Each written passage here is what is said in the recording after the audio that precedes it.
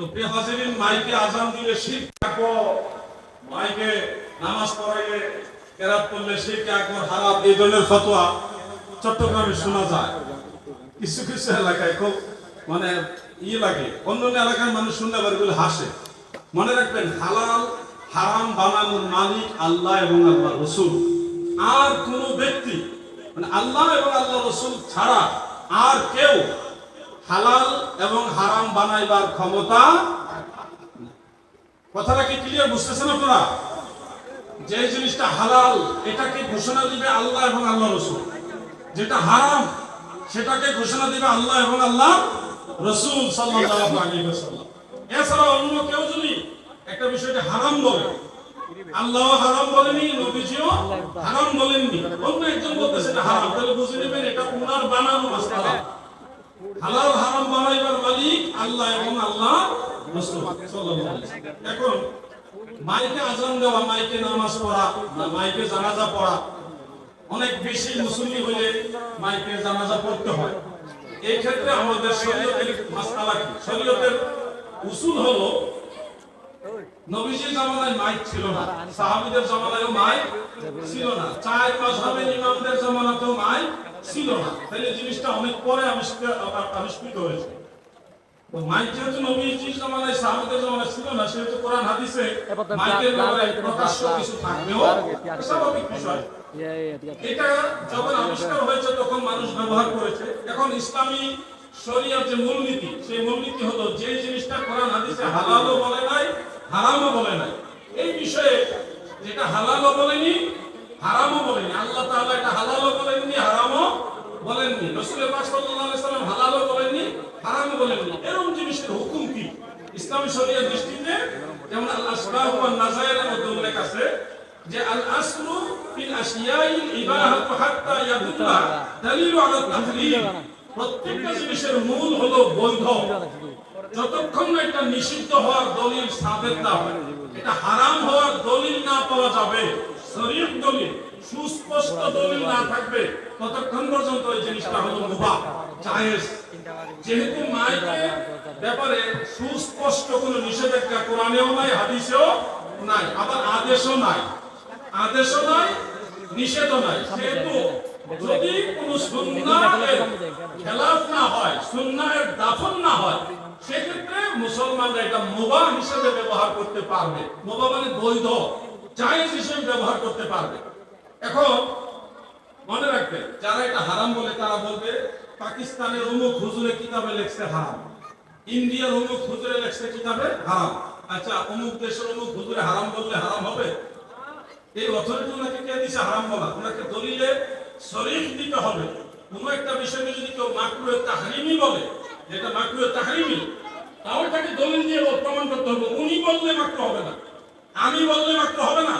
একজন মুজতাহিদ যদি কোন কারণবশত বলে এটা মাকরুহ, কোন দলিল নাই, তখন এটা মাকরুহে তাহরিমি হবে না, এটা মাকরুহে তানজিহি হবে উসুল মোতাবেক।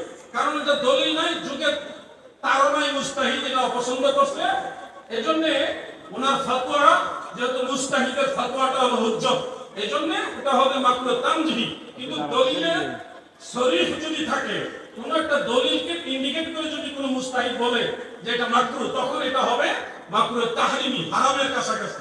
আর সরাসরি হারাম সাব্যস্ত করতে হলে অবশ্যই দলিলে কাতঈ লাগবে, অকাট্য দলিল লাগবে। অকাট্য দলিল মানে কি? হয় কোরআনের আয়াত লাগবে, আর না হয় হাদিসে মুতাওয়াতির লাগবে। আর যদি হাদিসে মাশহুর নেওয়া হয়, তাও এটা মুজতাহিদ যারা, আইম্মায়ে মুজতাহিদিন যারা, ওনাদের সবাই এই ব্যাপারে একমত হওয়া লাগবে। যেমন কোরআন শরীফ ওযু ছাড়া স্পর্শ করা যাবে না, এটা খবরে ওয়াহিদ দ্বারা, খবরে ওয়াহিদ দ্বারা প্রমাণিত হয়েছে। খবরে ওয়াহিদ দ্বারা এটা প্রমাণ হয়েছে তখনই যখন সকল মুজতাহিদগণ একমত হয়েছে, এটা নিয়ে আর ইখতিলাফ হয়নি।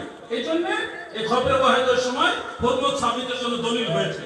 ঠিক তেমনি ভাবে কেউ যদি বলে মাইকে আজান দেওয়া, মাইকে নামাজ পড়া, মাইকে জানাজা পড়া হারাম, তাহলে অবশ্যই কোরআনের আয়াত লাগবে, না হয় হাদিসে মুতাওয়াতির লাগবে। হাদিসে মুতাওয়াতির কাকে বলে? হাদিসে মুতাওয়াতির হলো এত সংখ্যক সাহাবী এটা বর্ণনা করতে হবে যাদের ব্যাপারে কোনো সন্দেহ করার অবকাশ থাকবে না। দুইজন সাহাবী বর্ণনা করছে, এটা হাদিসে মুতাওয়াতির হবে না। একজন সাহাবী বর্ণনা করছে, হাদিসে মুতাওয়াতির হবে না। তিনজন সাহাবী বর্ণনা করছে, তাও এটা মুতাওয়াতির হবে না। 5 জন সাহাবী বর্ণনা করছে, তাও হাদিসে মুতাওয়াতির হবে না। কথা বুঝতেছেন আপনারা? হাদিসের ক্লাস আছে। একজন সাহাবী যদি একটা হাদিস বর্ণনা করে, এটাকে বলা হয় গরীব হাদিস, সর্বযুগে একজন রাবী থাকবে। যদি 2 জন সাহাবী বর্ণনা করে, প্রত্যেক যুগে 2 জন করে রাবী পাওয়া যায়, এটাকে বলা হয় আজিজ। কি বলা হয়? আজিজ। যদি 3 জন বা ততোধিক বর্ণনা করে, তখন এটাকে বলা হয় মাশহুর। মুতাওয়াতির হয় না। মুতাওয়াতির হইতে হলে কোন মুহাদ্দিস বলছে কমপক্ষে 10 জন সাহাবী বর্ণনা করা লাগে। কমপক্ষে কতজন? 10 জন। তো এটা সর্বসম্মতিক্রমে না। 10 জনের কথাটা সর্বসম্মতিক্রমে না। 70 থেকে 80 জনের কথা উল্লেখ করতে। 70 থেকে 80 জন সাহাবী একটা হাদিস যদি বর্ণনা করে, তখন এটাকে দেওয়া হয় হাদিসে মুতাওয়াতির। ওই ধরনের দলিল থাকলে হারাম বলা যাবে। ওই ধরনের দলিল থাকলে কি বলা যাবে? হারাম বলা যাবে। এখন বেচারা হাদিসে মুতাওয়াতির কাকে বলে, হাদিসে মাশহুর কাকে বলে, খবরে ওয়াহিদ কাকে বলে, গরীব হাদিস কাকে বলে, আজিজ কাকে বলে, সে বুঝে না। সে বলতেছে অমুক কিতাবে, উর্দু কিতাবে লেখা আছে হারাম। আরে বাবা, উর্দু কিতাবওয়ালা বললে হারাম হবে না, আল্লাহ এবং আল্লাহ রাসূল বললে হারাম হবে। আল্লাহ রাসূল ছাড়া হারাম বলার ক্ষমতা কারো নাই। উসুল বুঝে না, ঝগড়া করতে যাবেন। মূর্খ মানুষের সাথে ঝগড়া করলে নিশ্চিত হারবেন। কারণ সে আপনি যা সূত্র বলবেন, সে ওই ক্লাসেই পড়ে নাই। আপনি তার সূত্র বললে আপনি উল্টা আপনার এসে মূর্খ বানাই দেবে। এজন্য তর্কে জড়ানো এখন বিপদ। তর্কে জড়ানোটা কি বিপদ।